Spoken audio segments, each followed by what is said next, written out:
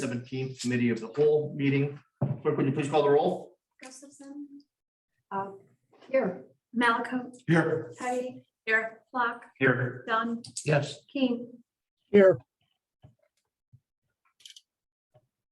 Thank you. Item 3.1, approval of minutes. Is there a motion to approve the May 3rd, 2022 Committee of the Whole minutes?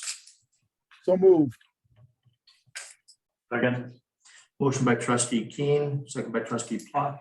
Any discussion? Clerk, would you call the roll? Gustafson.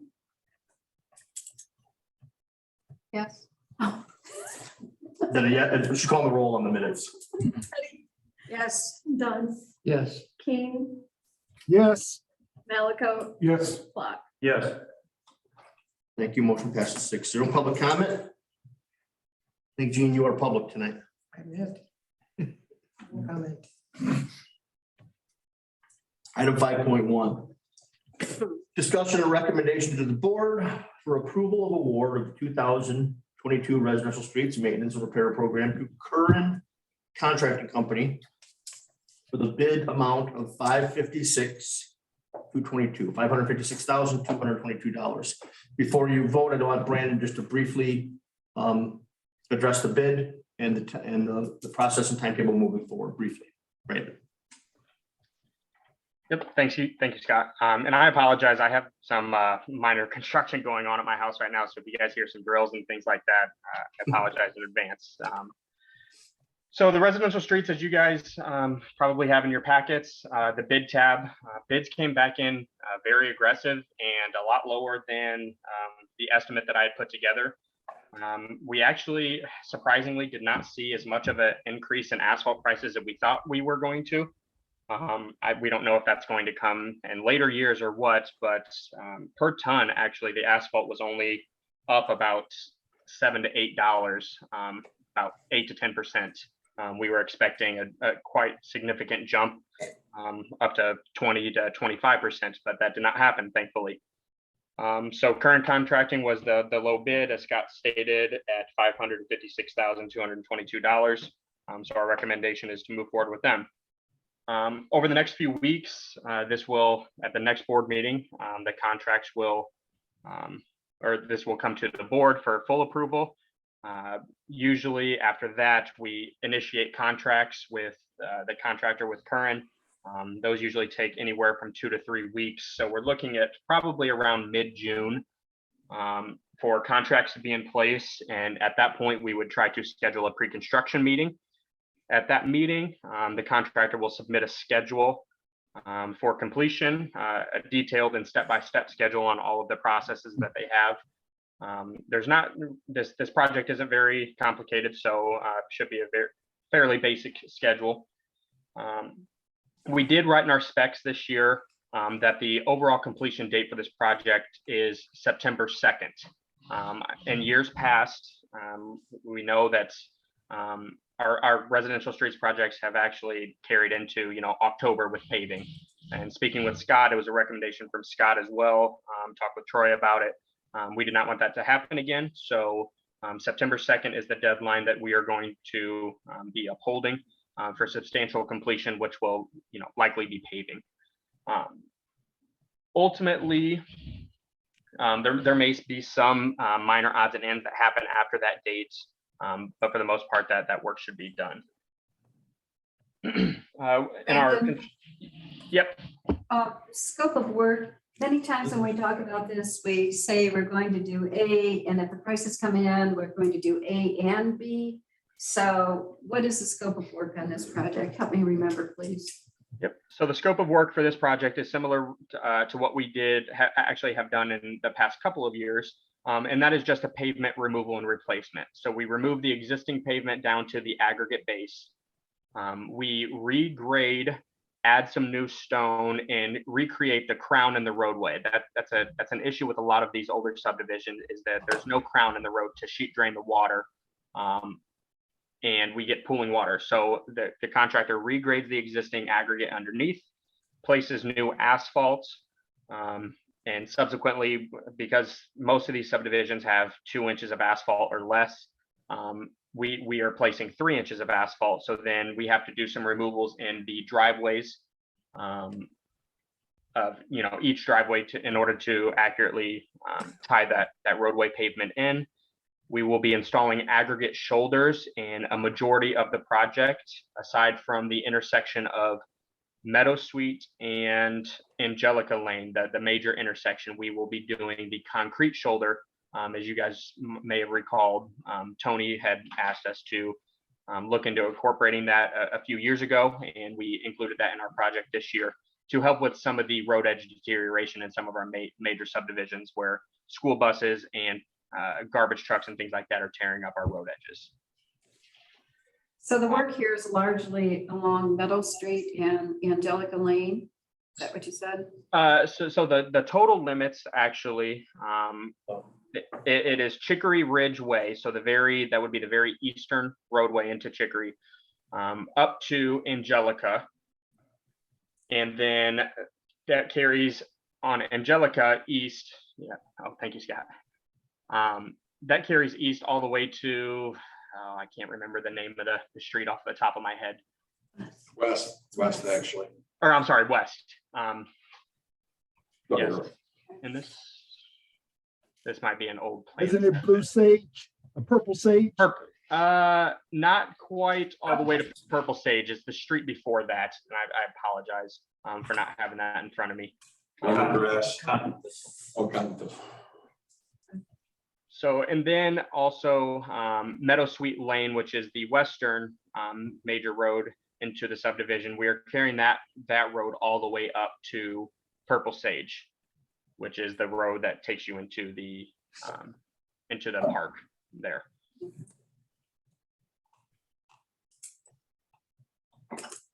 Thank you. And so as we go forward the next year or so, have we addressed some of the most significant areas of deterioration in the subdivision?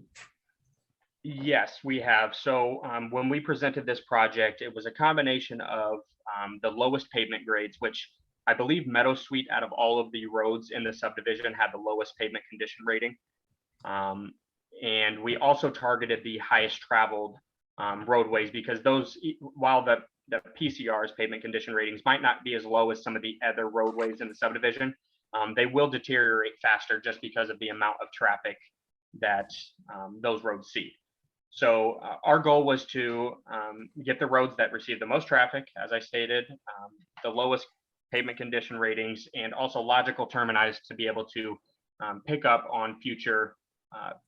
for projects on future years should the board decide to focus on Chicory Ridge subdivision.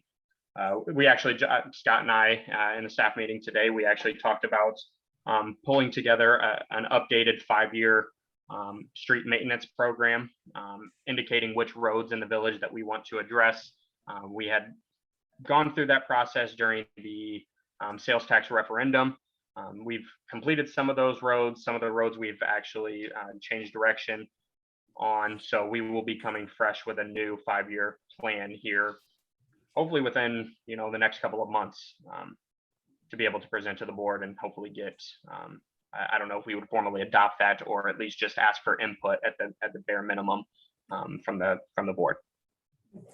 And then the timetable that you laid out for all of this, I did hear completion by September 2nd, but we will be avoiding the Chicory Ridge garage sale whenever that is. That starts next week. That's next weekend. This week. Well, that's I meant this Oh, week. okay, all right, so. Correct. Yep, so we will be avoiding that. Okay. Another one of the issues that I wanted to highlight that we've had in years past when we do these pavement removal and replacements, the contractor typically gets their subcontractor who removes the pavement in as early as they can, and sometimes we go weeks without getting pavement on the roadway, and the residents are dealing with an aggregate roadway. We wrote into our specs this year that the contractor cannot allow that pavement to be removed for more than 3 days. So they will have 72 hours or 3 days from the time that they remove that existing pavement to the time that they have to replace the new pavement, so that we are not dealing with the issues that we have in years past. We've learned from our mistakes on that. So hopefully everything goes according to plan. I think, I think our project schedule is aggressive, but very doable for the contractor. Pricing came in great, so I'm looking forward to a successful project. Thank you. With that, is there a motion? So moved. Your turn, Scott. Second. Motion by trustee Plock, second by trustee Malako. Any further discussion? Clerk, will you call the roll? Dunn, Yes. Teddy, Yes. Malaco, Yes. Gustafson, Yes. King, Yes. Block. Yes. Motion passes 6-0. Thank you. Item 5.2, discussion or recommendation of the board for approval of the acquisition of a 2023 GMC Sierra under the terms of the village's master lease agreement with Enterprise Fleet Management, Inc.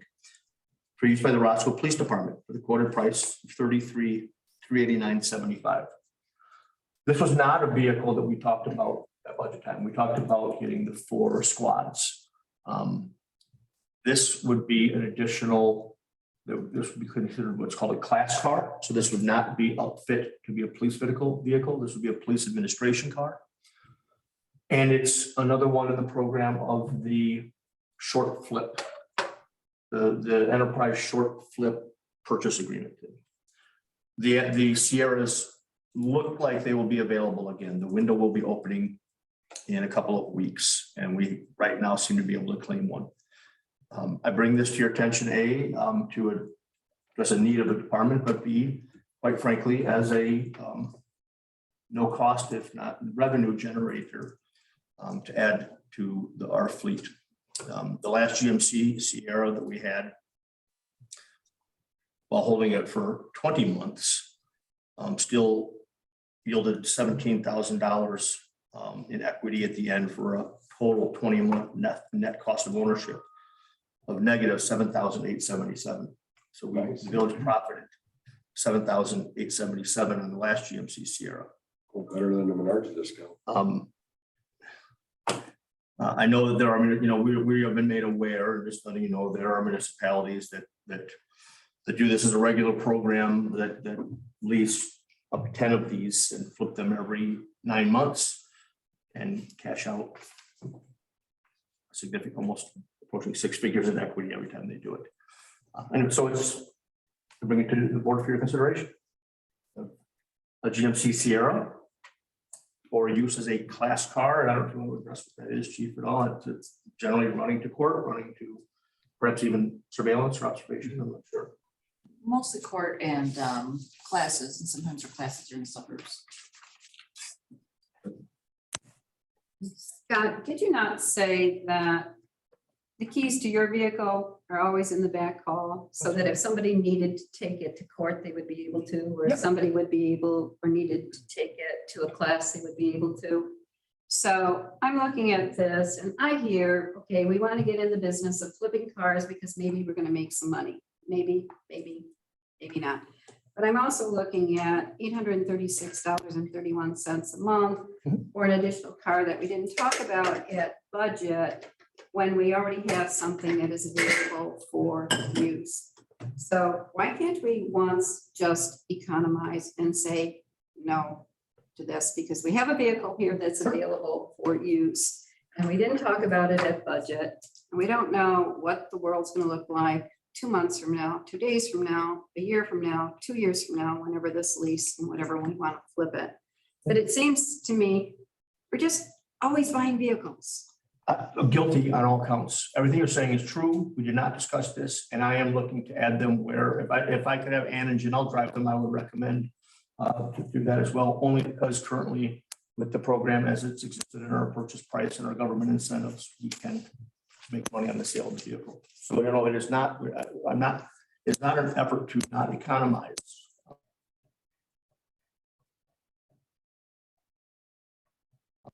I understand purchase hesitancy, and yes, of course, they can use the Chevy Silverado. Yes, Mike. Is this a vehicle that could be used for our scales? I knew you. Oh, most definitely. Most I definitely. mean, Chief, would that be another use for this vehicle, or It could, yeah, it could be another use. do we need it for that? We put it in the back of the Explorers now. Okay. And they fit. Okay.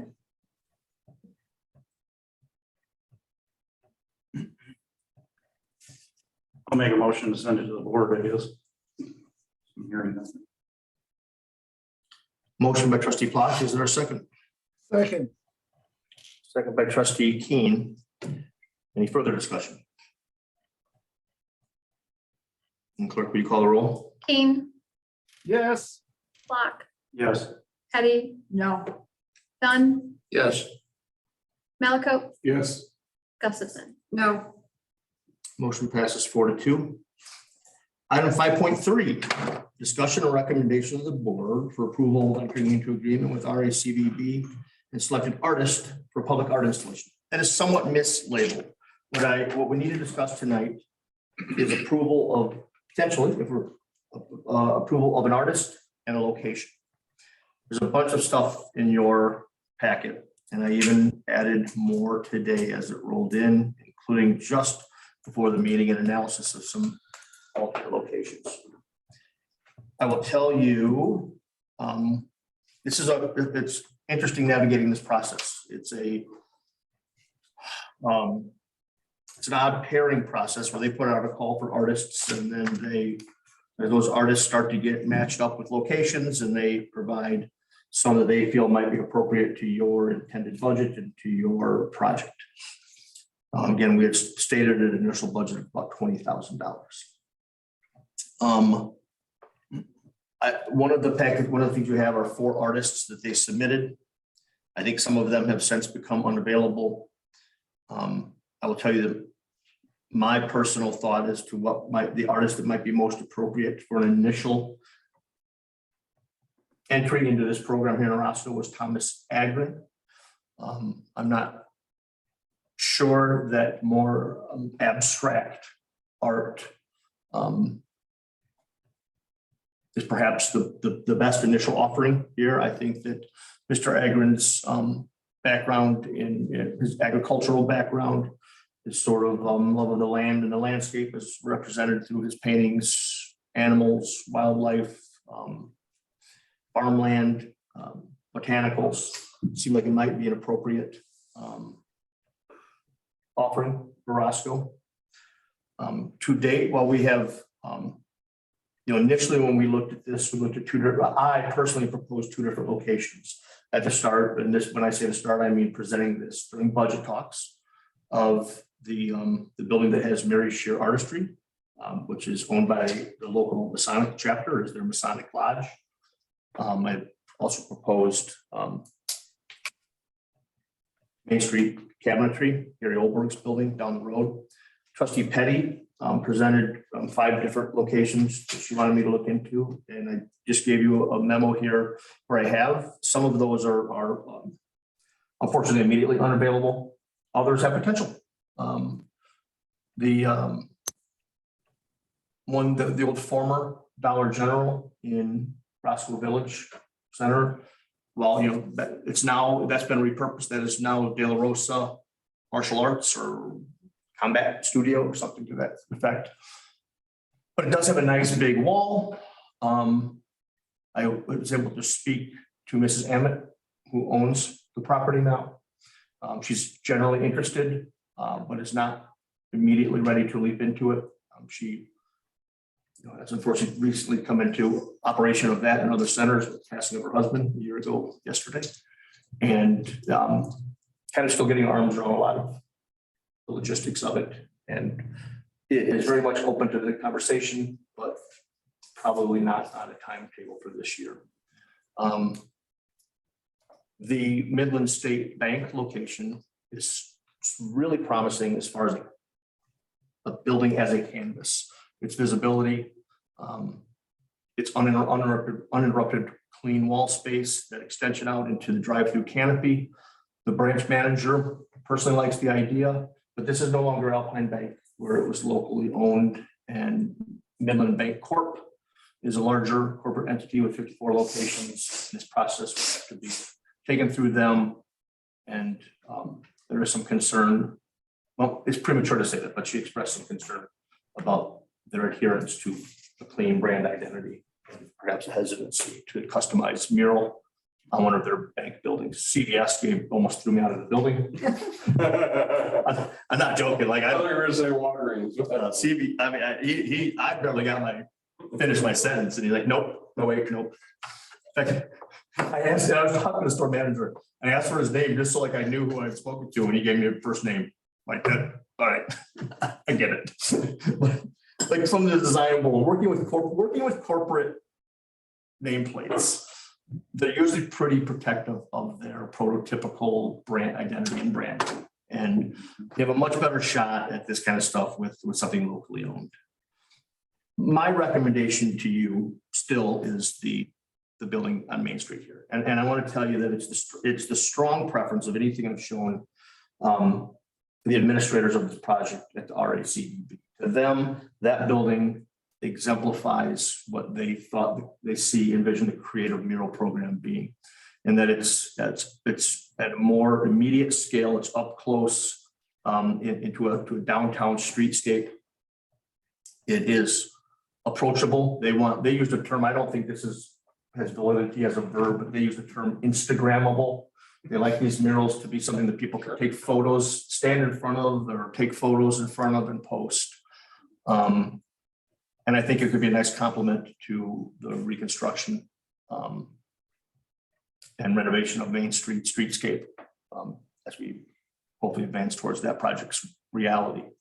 I have met with the owners of the building now.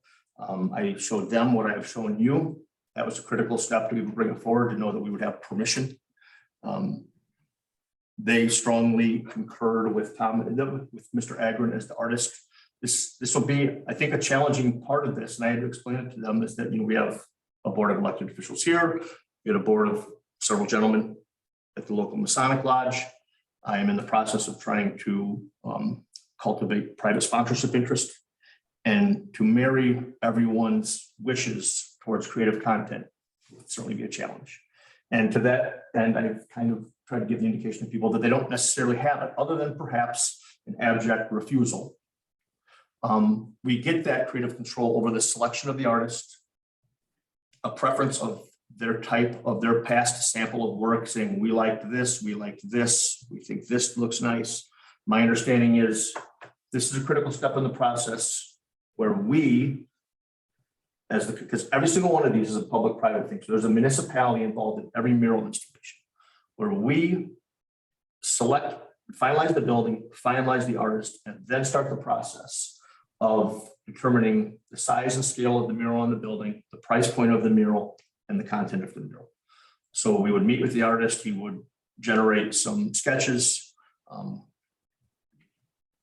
That's the process as I understand it. So what I bring to you is, I guess, a request or a recommendation. The board, I don't know if that's the right term, but the Masons held their meeting. I presented before a meeting. I left and they conducted their meeting, and they called me the next day to say that they voted unanimously to support it.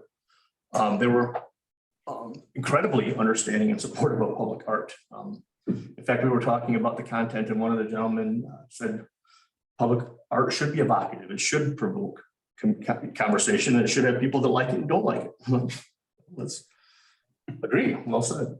What I know, prohibitions in it are there can be no political content. There can't be any kind of political speech or ideology advanced through this program, and it cannot be deemed to be branding or advertising or marketing. So they did ask if, I guess they talked about doing a mural years past on there, but of course their idea would have been something that advanced the sonic goals in some way. But I said that's not what this is. This is public art for art's sake. I think our village attorney might have even said at some point. He's asleep. No. What did you need? So if this board will say yes, because we have appropriated $20,000 for this. Now, my goal is to have this be an equal public-private match. I started that process. I don't want to, I'll share that outside of a public meeting because no one is officially on the record yet. But I reached out to several local businesses to gauge their interest, and there is some. I'd like to steer it towards a 50-50 match. We can, between now and the next meeting, hopefully we can have a better idea of cost options and maybe there's more money available than we realize. Maybe there's a $30,000 option or we're 50-50 or we're, I don't know, whatever we can, 15-15, 50-50 split. So money, we can talk money and concepts more at the next meeting. I would like the board to this group to recommend approval of the gray Masonic building down here, where the house, very sure artistry. And if you're willing to do so, commit to Thomas Agron as the artist, and that would start the process for us. So moved. Second. Question. Yep. When Main Street is redone, the overall vision, I mean, I understand what you said about Thomas Agron, but I respectfully disagree. I don't see a, whatever you want to call it, a train of horses as fitting into what would be the concept of Main Street going here. I'd like, before I commit to Mr. Thomas Agron, I'd like to see some other examples of what he does. You've looked at all of them, correct? Yes.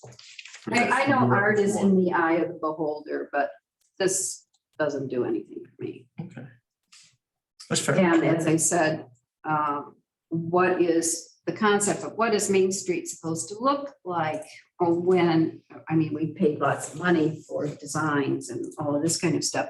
So what's going to be the universal theme going down Main Street? Are we going to have lighting, and how contemporary is it going to be, or how rustic or small town home feel? So whatever goes on that wall should fit in. And He's got I just 6 don't different see. examples at the bottom. I don't know if you've seen those or not. One's the got a bunch bottom? of flowers and. those are his or Yeah. somebody else's? those So are let's his. see here. Let me share. Page 4. Okay. I think it would help if we knew where these were, because they're probably more context, like the horses, maybe that's I mean, on that Colorado. rustic building. at least. Colorado. Yeah. There's one where with the cowboys. Maybe Tony, you got anything like that way? Hold on, share I screen. mean, it might make more sense if we knew where they were, because they probably do fit the area. Yeah. I doubt he did this one with all his mountains, you know, in Arizona. So this, this is him, this botanical thing is him there. I don't know. These I know from looking at his website, these are inside of a art museum somewhere, but it shows his capability for sort of photorealistic representation. Those are. What was that, Trustee King? No, I'm fine. Thank you. It's okay. I don't know, a fish and popcorn and a bur oak leaf and a beach ball. I'm not sure what that was all meant to be, but again, there is a repetition of a agrarian concept through a lot of these. Here he got a little more conceptual perhaps, or abstract with some stuff as is there. I think these are interesting. Those are paintings he did, not murals, but if you read his application, which is submitted, and I'm going to read an excerpt.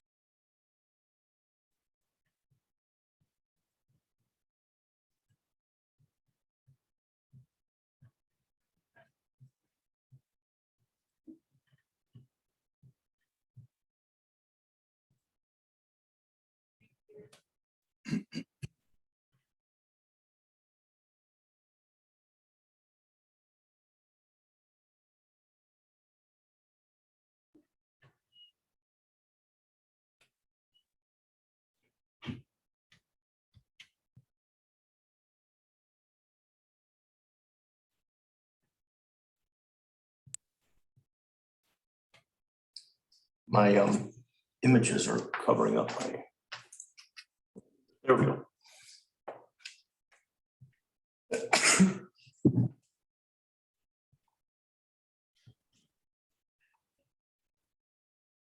it said, last year I loved figuring out a mural concept that honored the history of the building using a vibrant contemporary feeling design that felt at home in the unusual long and narrow composition. I could see researching and finding a similar approach that spoke to the building's history or otherwise uses the wall as a way to tell a seldom told story or under celebrated figure from, this was written to Rockford, but from Rockford's past. I enjoy using historic references, collaged imagery, bold and graphic treatments to work with themes or subject often represented nostalgically instead of with original and fresh feeling composition, and invite engagement from a broad audience. I pride myself on a breadth of styles and making my murals feel distinct from one another. One of the really fun challenges of working with public art. I'm excited about the opportunity to bring another mural that departs visually from my work last year. Last year it was suggested to me that if I had a certain passion project in mind, I should pitch it. So I'll do that, as I'm still excited about this idea. For years in my studio, I've painted large painterly aerial images of the Midwest landscape. To do an image at mural scale would be a thrilling challenge as a bridge between my studio work and public work. I think a loose painterly hand is quite unusual at this scale. And while I've done very large work like this, really expanding the scale considerably would make for a special and unusual mural. A true painting, but at civic scale. While pretty open-ended, I would certainly love to have a conversation about this direction if that piques any interest. And I think we should have that conversation. And I think this is probably a sample of that loose painterly hand that he's talking about with some of these. And at his website, he has more like this that are paintings of the broader landscape, even showing sort of the way our countryside is sort of divided by section lines, and you see that grid pattern, the development of fields and roads and forests. It's kind of cool. Will his project be brought to us on a paper or? I don't know I don't know how they do sketches and present it. I don't know that yet. But we will, my intent, if we say yes, this can proceed aggressively if we're able to make it do so. If we can give him sufficient direction, well, I don't, well, I'll have to keep, we have 3 weeks till the next meeting, so I'll just have to keep you all posted. If he's generating content or concepts before that, we'll start sharing them as they come in. If we can make any kind of decision at the next meeting or even at one of the June meetings, he can pretty much leap into action immediately. It's a 10-day installation estimate, and he could, in theory, be done with this by July. Interesting. I just have something to say. I appreciate you investigating the other locations, Yeah. and that's something that we can look forward to down the road. I also know that these two locations, you talked to me about them, I think, last fall. Mhm. And I think we could possibly be looking at a 5-year window before this Main Street renovation takes place. It has to be a possibility, yes. Oh, yes. Yeah. And so how long do these murals hold up with weathering? Well, there is a guess that this would be 15 to 20 years, given that it's on the north side of the building. He speaks in the proposal, if you read it, about the finish. There's some sort of UV protective finish that he paints over them, but the north facing versus south facing has everything to do with their lifespan. Direct sunlight. Exactly right. Now, I have some questions out to the program is only 4 years old, so the RACDB through this program itself doesn't really have an end of life policy for this, and so right now it's kind of open ended, and there would be options that we could discuss with internally with the sponsor, with the building owner, whether you engage an artist to come back periodically to touch up or refresh if needed, or whether you want to let it age over time and fade, kind of like a streetscape. Sometimes you're in an old downtown area and you see the old faded Coca-Cola sign painted on the side of a building, or an old gas station sign that's faded away and takes on a whole different character and charm through that. We could have some conversations on what our wishes were for the duration. But north side with this protective finish, I think we have a 15-year window before anything is needed to be done. And that's something I never thought of north side. I should have, like so landscape architect, I should think north side, south side, but The other thing is traffic patterns. That was the other thing, is I wanted the most amount of people to see this. And I thought that the elevator road corridor would fulfill that. But I understand what you're trying to get at. Yeah. I mean, this is what you see in Belvedere in Yep. Rockford. I think big picture looking forward, and this is just planning talk. This is nothing definitive whatsoever, but what we're gonna see through this Main Street conversion is a reduction in on-street parking. No question about it.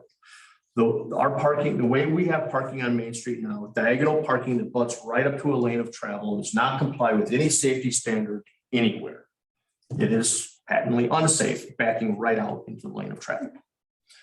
So anything we do that has a penny of public funding outside of our own is going to require compliance with a lot of traffic design guidelines. I think the majority of the parking will be converted to parallel parking, like we have in front of the police station. We're going to need to long-term be looking for additional surface parking lots, I think. And there have been some properties along Bridge Street that have just been absolute challenges to any stable pattern of development. And I think that and I went back through, created in 1991, we have a document called RAVES, the Roscoe Area Visual Enhancement Study. Believe it or not, I contributed some graphics to as a college intern. It even proposed exactly that. It proposed the creation of a public parking lot and park area along Bridge Street and then a pedestrian connection. If we were to ever contemplate that something long-term, a pedestrian connection from a parking lot would go right along the edge of that building and come right out to the new streetscape and would have people walking right past that mural. It's a lot of pieces that could fit together nicely long-term. 15 years. But Well, there's a I building for sale understand. right now if we wanted to move on it. I understand the importance of moving on this. So I make a motion to send this. Nope, I think it's been done. I'm just gonna vote. I think we're up to a vote at this point. All right. But clerk, all right. Did I understand you to say that we should pick the location first? Is that what you were trying to say? That was with his recommendation of the location that he's Masonic. talking about, the Masonic building. That's what the. Hold on, Mike.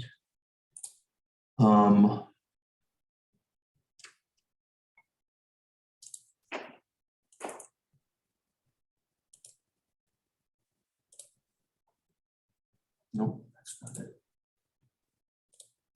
Am I still casting? Mhm.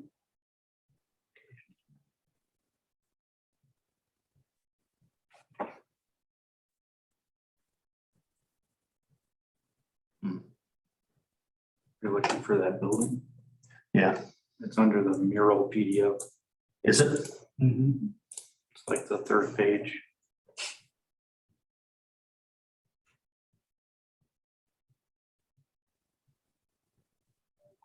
Oh. What's it labeled as? Create 1.5 mural PDF. The motions for that building and that guy, can we just do roll call? You can. Yeah, go ahead. I was gonna show you a picture. Patty? Yeah, there we go. Yes. Flock, Yes. Gustafson, State the motion, please. For that building and for that artist. Okay. Yes, Scott, I just sent to you while I was looking at some of this stuff has been expanded, something really cute to further decorate. It's called Doors Down there. I love it. I see it See pop up. that? It's awesome. Gotta finish. Can I finish the roll call? Yeah. Sorry. vote, I Mel, think we're serious. Yeah. Keen, Yes. Dunn. Yes. Scott's way too passionate for this. Is that 5? Is that, how many votes? Is that you call everyone? How's everybody? We're all good. Move on. Okay. No, wait, go back to Doors Down. I like it. I like this. I I mean, that like, you could Don't expand, even have a meeting for it. so you don't have to have whole I won't ignore it. buildings, huh? I won't ignore it. Okay, discussion and recommendation of the board to authorize the purchase of a 2022 Vermeer 12-inch capacity drum brush chipper. For the quoted price of $45,810.32. This, believe it or not, is the chipper you guys instructed Troy to buy last year. So moved. Second. Conversation. Hold on, hold on. Motion by Plot, second by trustee Malco. I Discussion. know they're on speed watches or whatever it is, but this was something that we had discussed during our budget time, correct? Correct. And this was one to replace something that he had stated was, Unsafe. and have we gotten rid of? said- Troy, have we sold the old one yet or trashed it or done something to the old one yet? No, we still have it just in case of emergency, but we are bringing it to the auction that's coming right up. And then how soon could you take possession of this one? The new chipper came in last week and they're getting it all ready. It should be here this week. Oh, it came into the shop, to the dealership? Correct, yeah. It came to the Okay. dealership and then they got to, oil and check it all out and everything. Who did we buy this 2 from? weeks. The quote is in the packet. What's the company, Troy? Tell me before I look it up. It's Vermeer. Vermeer is okay, So they'll have possession of it in 2 weeks they could. if we approve.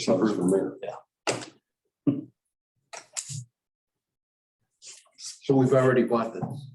Well, no, we haven't yet. So I approved it. Appropriated for it. You've appropriated for it and I approved the quote to hold the order. But I said final purchase agreement to follow, and that's what you're doing now. So 3 weeks. So moved. Okay, wait, no, we already have. Already had a first and second. We're Already already in in discussion. Mike's gonna say yes, obviously, when you say call roll. Let's have Scott conduct his meeting.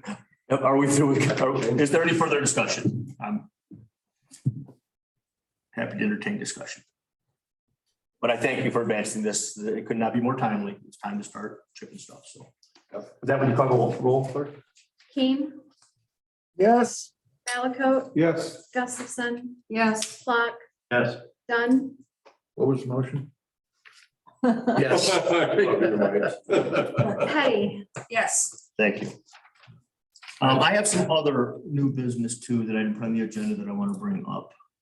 I don't have my cheat sheet with me. I think I loaded some of these up already. So that was 5.4. 5.5, I think is going to be UniFirst.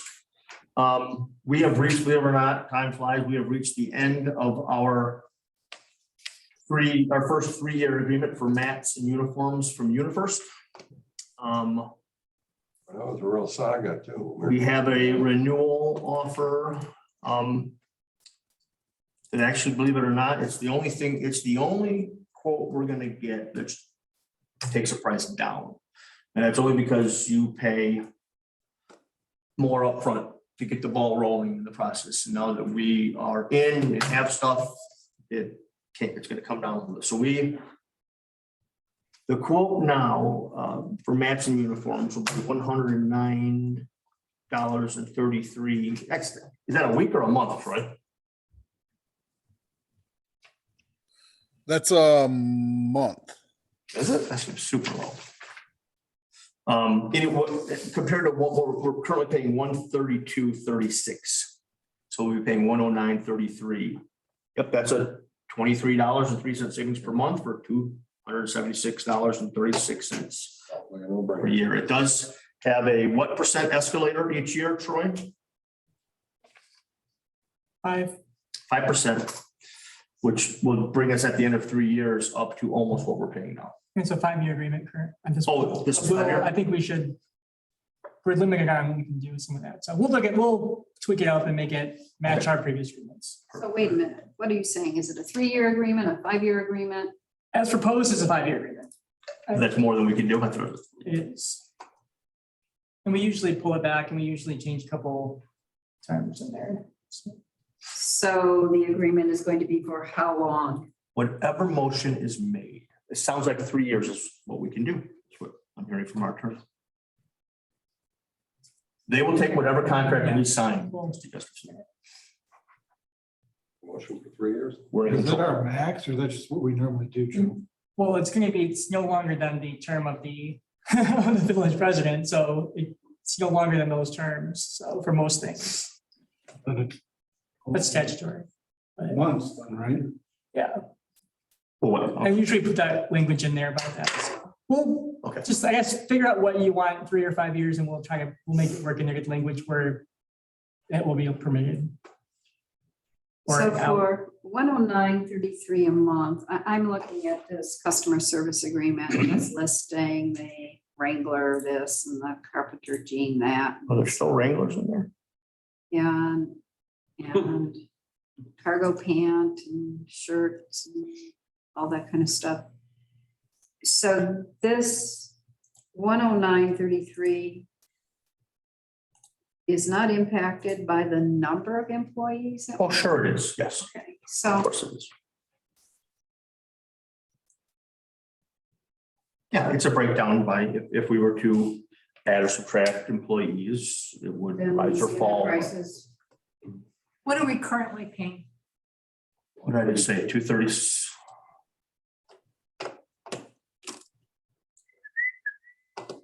You're currently paying 132.36 a month.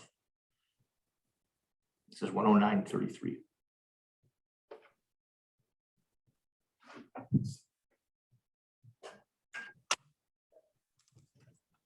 and everyone's been happy with the service and the quality and the wearability and yada, yada, yada. Troy, I think that question's for you. Troy, Yes. has everyone been happy with the fit and wearability and the service and comfort and everything else associated with these uniforms? And Yes, yep, everyone's happy. okay, If we do a 5%, if we do a 3-year contract with a 5% increase each one, by the 3rd year, we'd be at 126.56 a month. Still less than what it originally is right now. Yeah. Well, if we could do 5 years, I'd rather just do the 5. Imagine Universe will work with I'm us. sure you're first will, just a matter if you're telling me. Yeah, we'll figure out language where we have the out, we can renew it and go through it. So, Well, this is just committee, so I'll entertain the motion, however you want to phrase it, and Joe can work out, has 3 weeks to work out some legal on it. Motion, we send this to the board with a 5-year agreement. Second. I have a motion by trustee Malakote. Who was over there with second? I heard before, Tony. Trustee Petty? Sorry, Tony, trustee Petty got you. Oh, you did? She did? Yeah, I think you got a little delay. That's how they're sneaking in. No problem. Clerk, will you call the roll? Dunn, Yes. Petty, Yes. Malaco. Yes. King, Yes. Gustafson, yes, Block. Yes. Motion passes 6-0. Let's see here.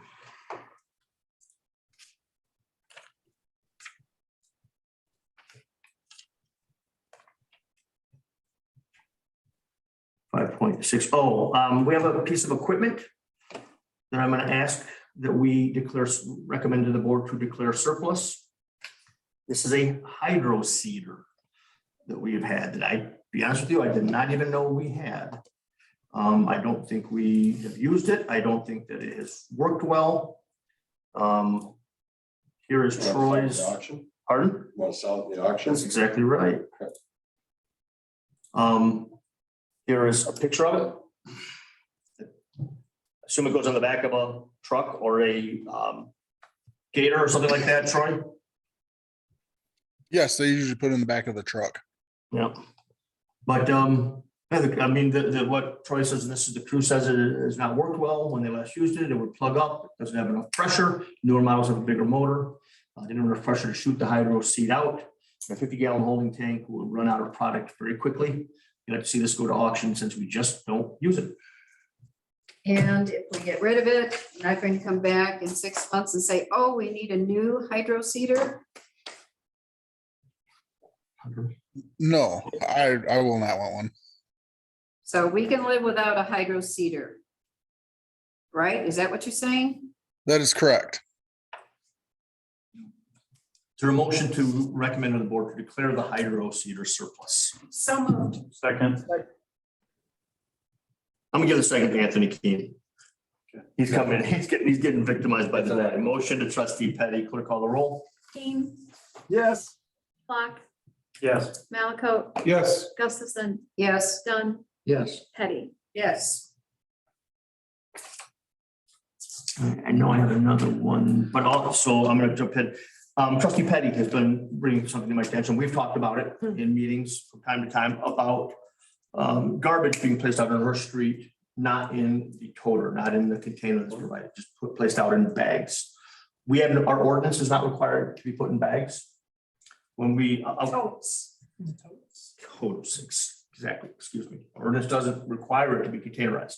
Now, when we first, in this one specific instance, I'll just tell you the evolution is that the first thing we did was confirm that they even had an account. That was our first suspicion, is that are these people not even paying for garbage, so they don't have a toter. They do, they have an account and they have a toter and they are choosing not to use it. I don't know if it's unwieldy for, it's just woman, a single woman living there now, I think. I don't think she's got a tote, but all right. All right, so we communicated this to Waste Management.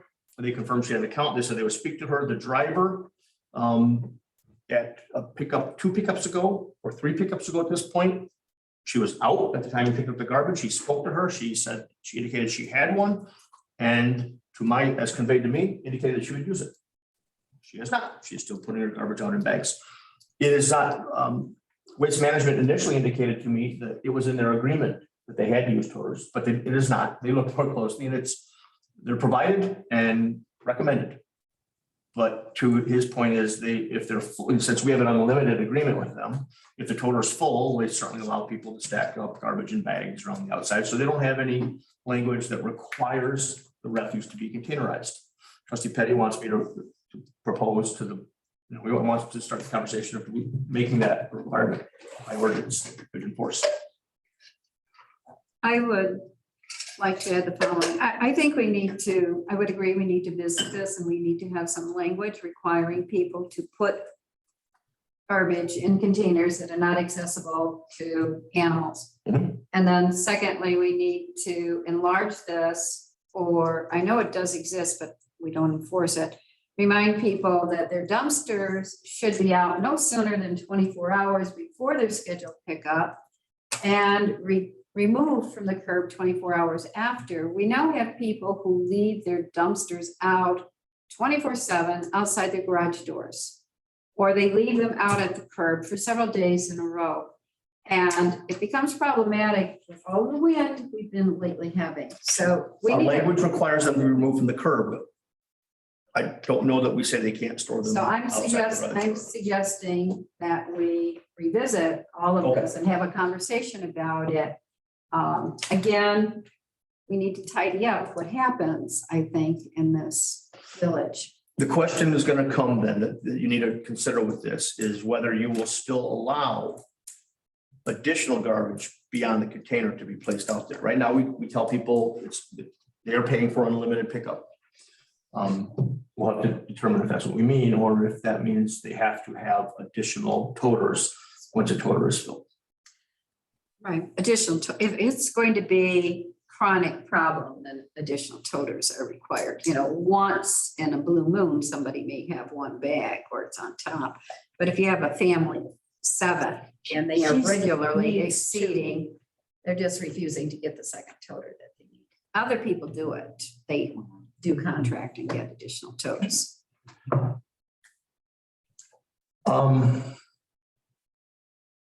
Let's get the ball rolling then. I mean, there's some, that's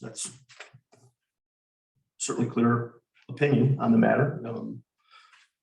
What's our task? What are the wishes of the board to craft some language for ordinance requirements relative to?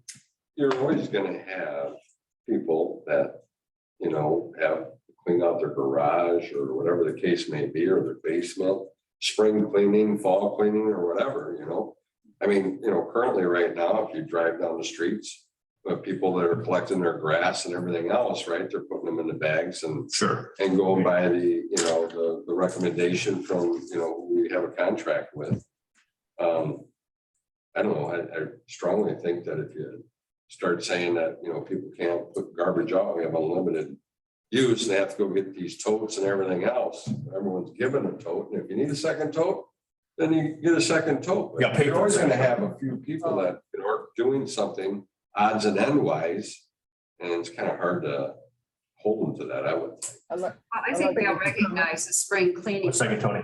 items when people put it out once in a while. We're speaking, on the other hand, of people who every week have their black bags out Yeah. full of garbage and whatever, just simply Look at that. because they don't want to put it in a tote Mhm. or they don't want to get a second We- tote. I get it. I do understand that. And we don't our ordinance generally doesn't address only habitual offenders.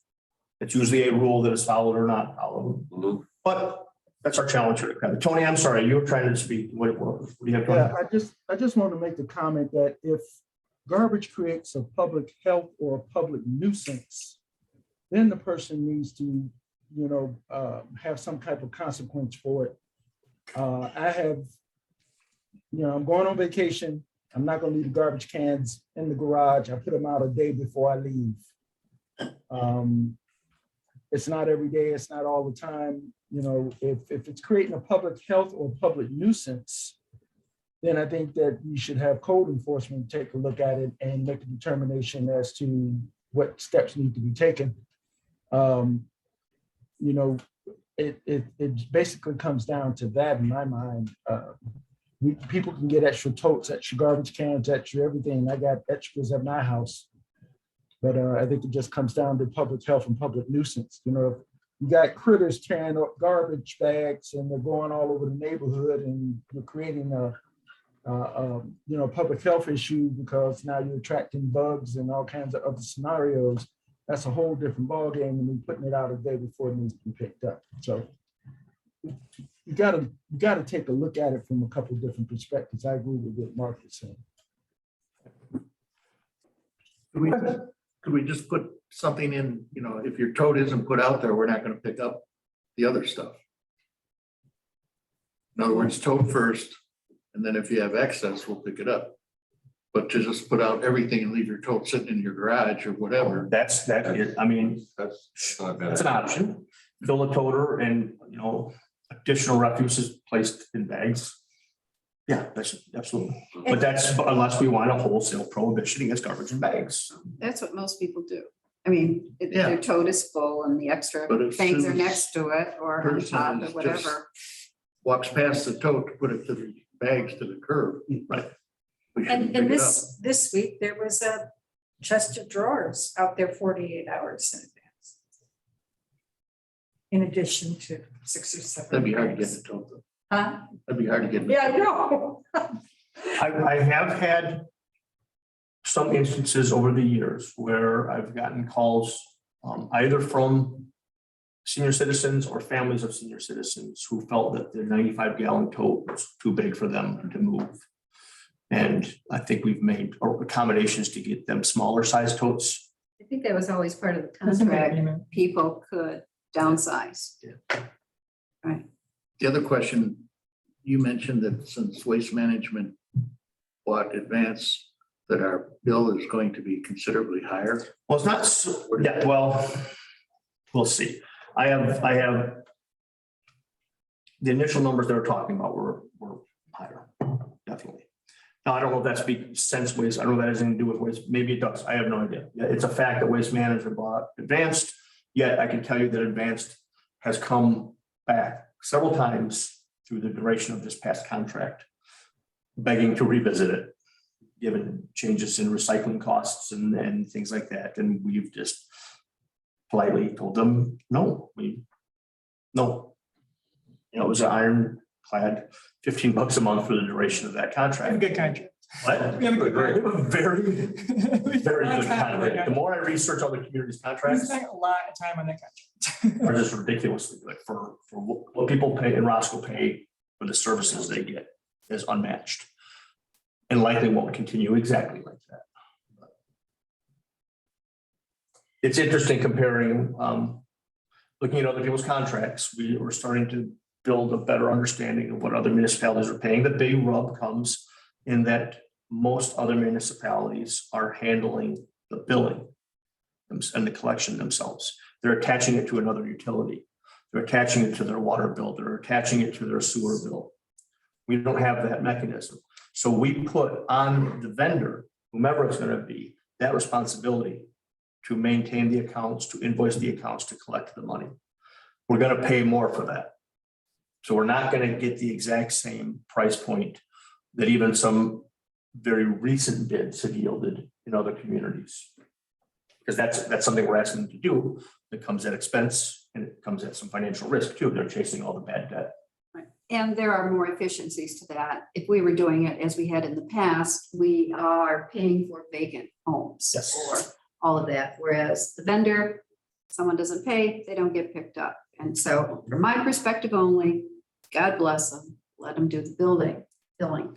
Because you're right, City of Rockford, you pay it attached to your water. You cannot turn off your water. You cannot end the garbage unless you turn off your water. Yeah. So it's, at least we don't have to go that way. But back to what we were discussing, I personally would like to see a review of what the current language we have about when totes are in and out. Let's review that, have a conversation if that works. Let's put some language in about garbage in totes, and excess can be next to it, but the tote has to first be filled.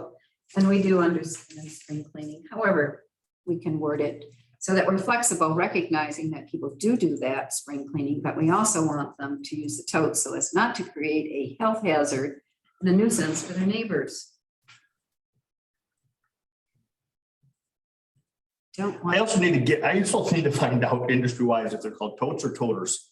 Because everyone calls them, I hear about 50-50, maybe either one's acceptable, but I know that the guys that we talk to and gals we talk to at Waste Management call them toters, but I know in other contracts I see them called totes, and I don't know what they're called. Maybe that's My generation called them garbage cans. Nope. Thank you.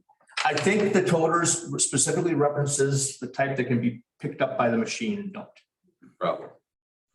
It's really great that we have a company where the driver is willing to get out of the truck and lift all of those things manually into the dump truck. I mean, that costs them time.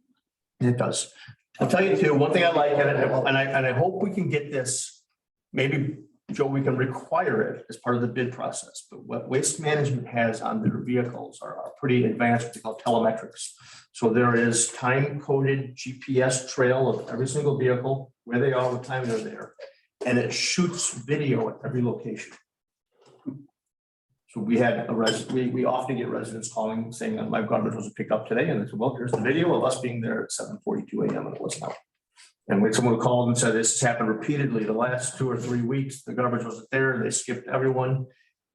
And he called back again and said, they haven't been able to transfer the video yet, but I can tell you that they were there at 7:42 a.m. on the 3rd, they were there at 7:14 a.m. And that they also have video that they collected the rest of your neighbors, but yours wasn't out yet. And his response was, well, I didn't think they came till 10. So.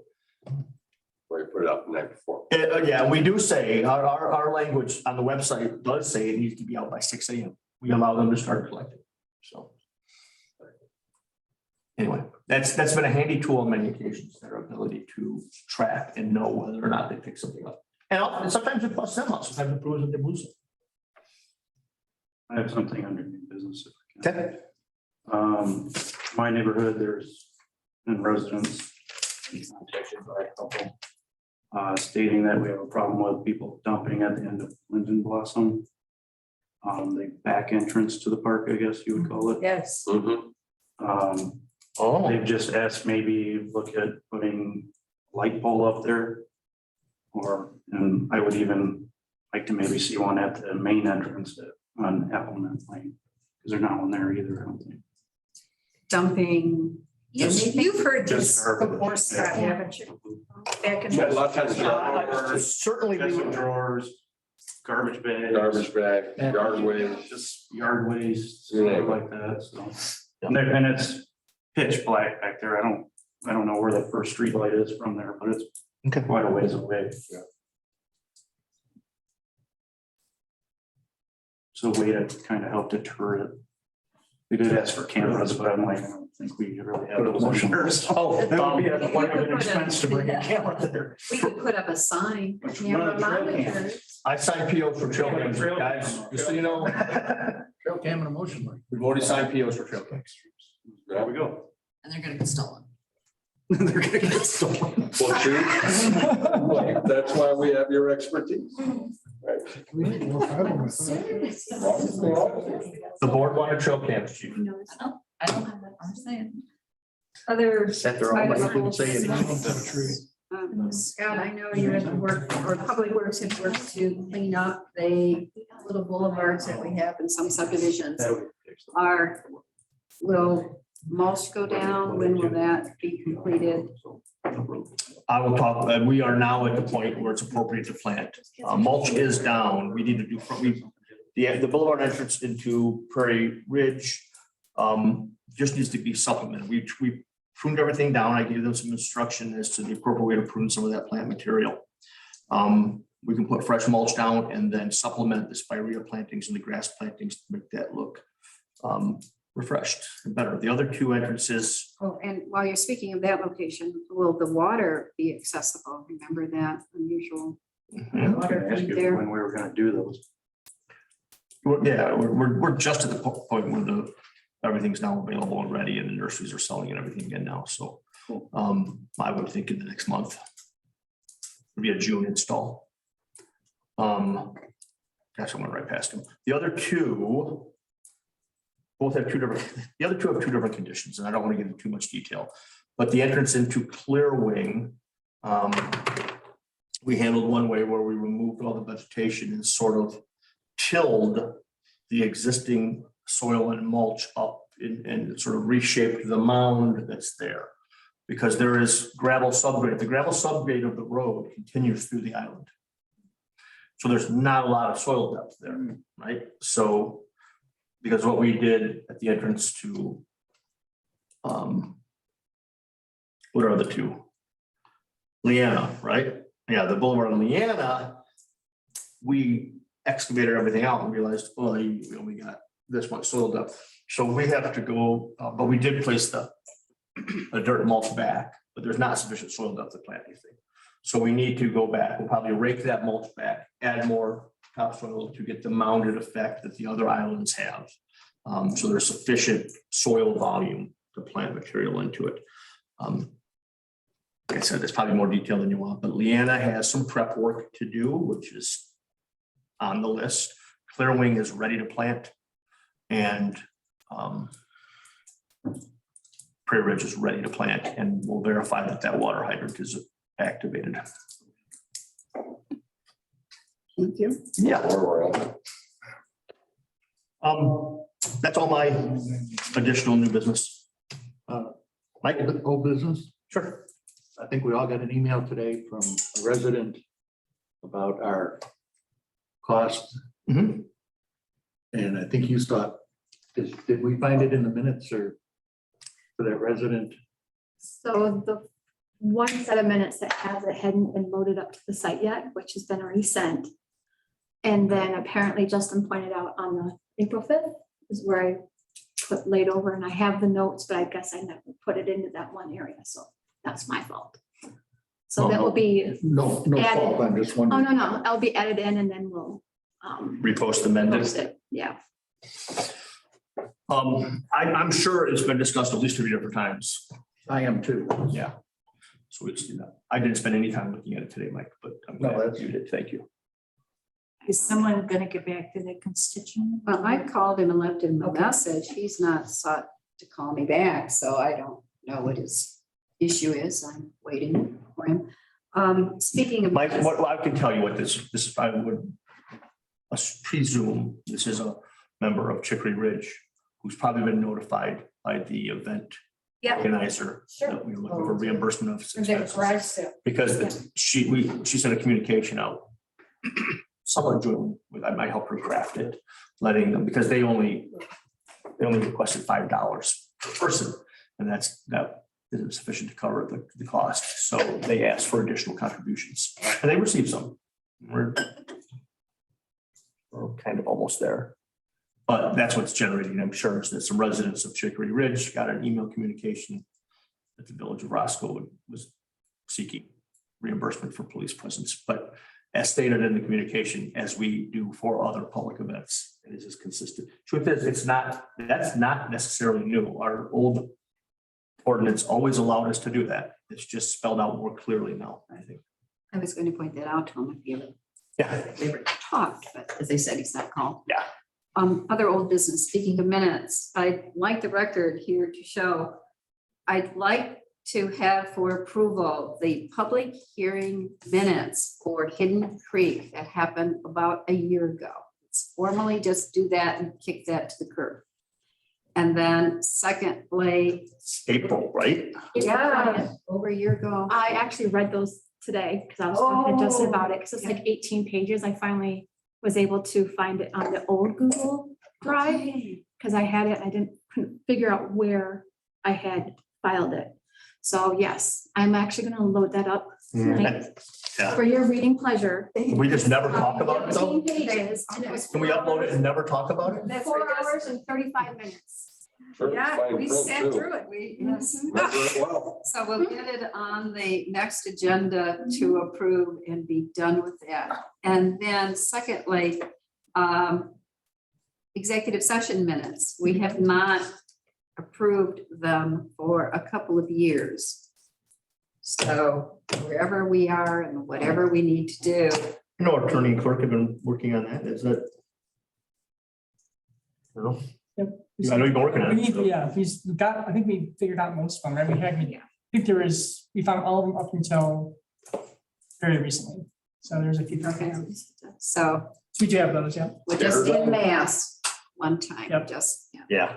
Yeah, we. You can just put them in a sealed. No, but Joe, envelope and say they're here. Joe has more work to it than that, right? So Joe has to sort of sift through them and, Mark on that. what's that? Yeah, we do. We have to sort of- we got most of them though. Kind of we make sure everything is qualifies to remain sealed. Okay. You know, there's some vetting that Joe does. Right. The clerk. Well, in the past, we would, if we had an executive session, we had been in the habit of looking at the previous one on a regular basis. so Let me we wrap this up, know guys. Is there any other public comment? I have Wait a minute. one thing. Oh, for old shoot. business. Can we have a signage update in our next meeting Okay. for Sugar Ridge, other signage that needs to be fixed and when it's gonna be done? You're talking about at the entrance? There, and then the Riverside Park. The needs a park. new sign, and there's several other village signs that are still old, Right. plastic looking. Yeah. Just- There. Troy, do we have the Riverside Park sign? I know we have it. Yes, Yeah. we have it. It's on our list. Okay. We'll provide you a date at the next meeting then. How about that? If it's not installed. And summer was last week, but we still don't have a splash pad. So are we going to have it the next time summer appears? Oh, you know, it will not be something utilized by our youth this summer. The goal is to get it bid and constructed. It'd be nice if we get it constructed this fall. That would be our timeline. Any updates about the food truck extravaganza?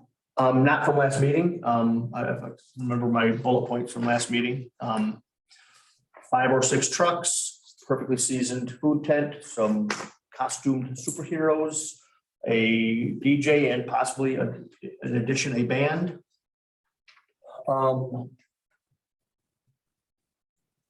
And The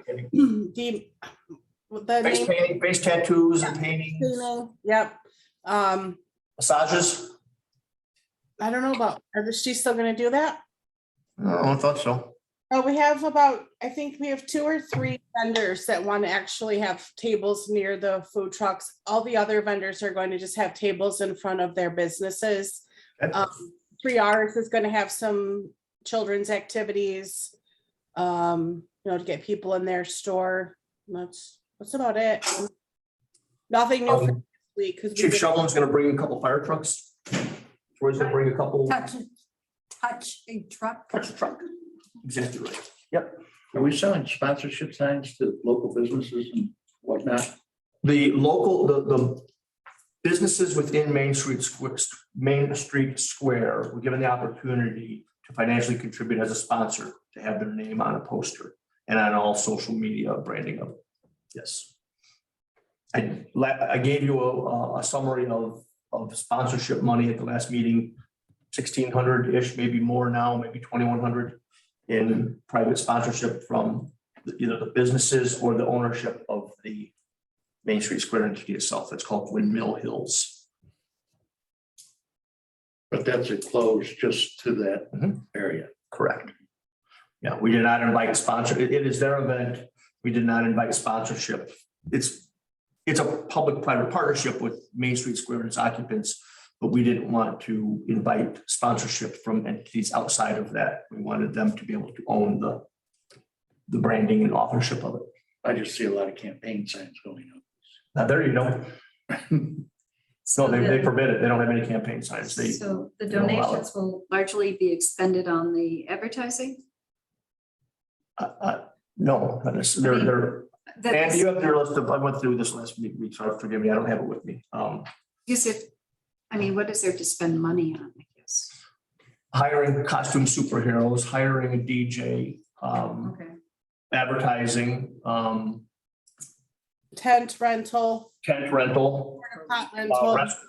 restroom rental, something like that. Okay. The festival grounds. And have you ordered magnets for your new truck? No, Oh, he's going to get it painted on. yeah. Do you want that on? I was gonna decal, but I didn't want to do magnets again, and that worked too well. Do you just want them on my vehicle or do you want them on all village vehicles? Well, Chiefs don't have that. Yeah, but you want chief and deputy chief and them to all have Village of Roscoe on theirs as well? doesn't she? No, No. there's three Chevy Traverses in the police department that are not. Village of Roscoe, I think, should be on all vehicles. Okay, so all four? I disagree. Look at the users unmarked. Yeah, there's unmarked cars. Still do that? I haven't unmarked spot. But I mean, you use it for We're that, talking it's about- unmarked. You don't need yours marked or want it marked? They asked about putting Village of Roscoe signage on the truck and I asked if they wanted it on all village vehicles, or if they just wanted it on the Chevy Silverado, if they wanted it. All on of the ours Traverse. have plates on them that are municipal, so like I can't use it for undercover anyway. Is that what you're saying? Do you want them marked or not is what we're really asking. Okay. Do you want them marked? Oh, I don't care. Okay. I guess it doesn't matter. I guess figure out how you want it marked,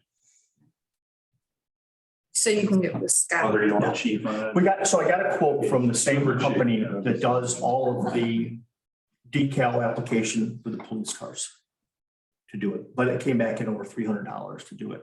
And I know that Troy has had custom embroidery cut the vinyl for about $30.